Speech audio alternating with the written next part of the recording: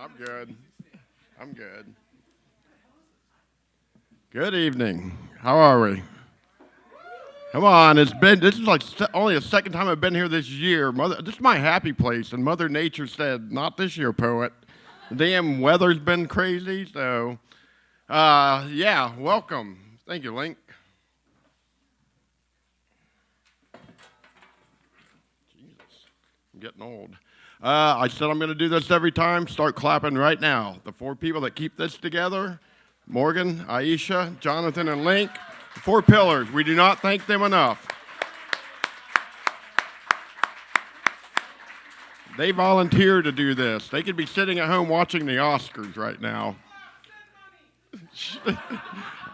Link, who are you wearing tonight?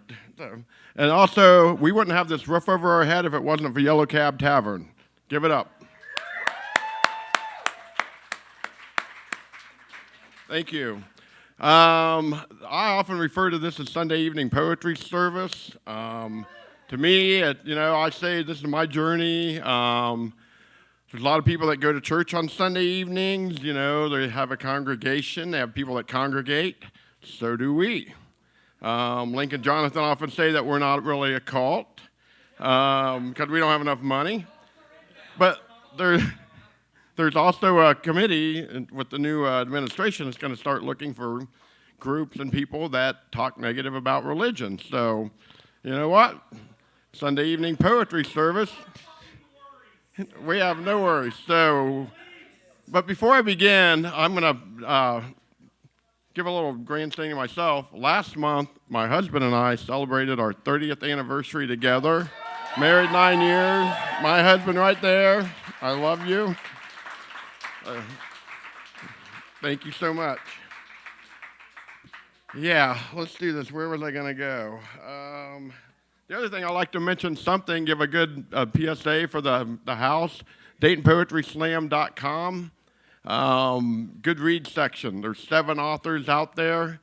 My books are out there, both of them. It is an honor, and I thank you for having them out there. But there's 7 authors total. It's not just me. We're all in this together. Check out the other authors. Check their books out. Sierra Smith, I've seen you in here. Adelia, I know you're in here somewhere. So, yeah, good reads. Check it out.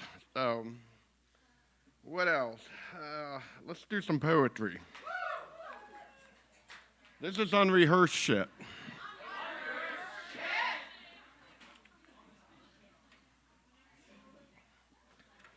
This is called, A Cult of Guns.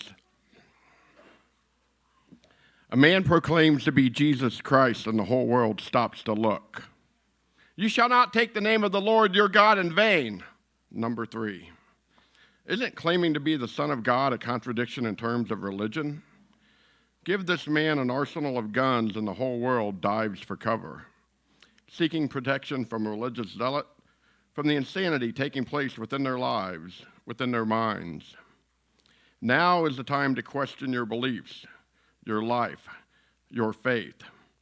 Question everything with your eyes opened. When the world is passive and safe, when your life is subtle and calm, do you actually think you will find the answers then? The only holy man to the masses, his world knows no shadow. While striving to be held in high regard, the others cry, blasphemer, blasphemer. If Jesus ever makes a second coming, most of us will be too busy seeking reasons not to believe. It's time for war, shouted David Koresh around the 8th day of the standoff. He was a Jesus to some people. Ironically, we can take another country to its knees, but religious extremism must be rectified through death, destruction, and multi-day standoffs.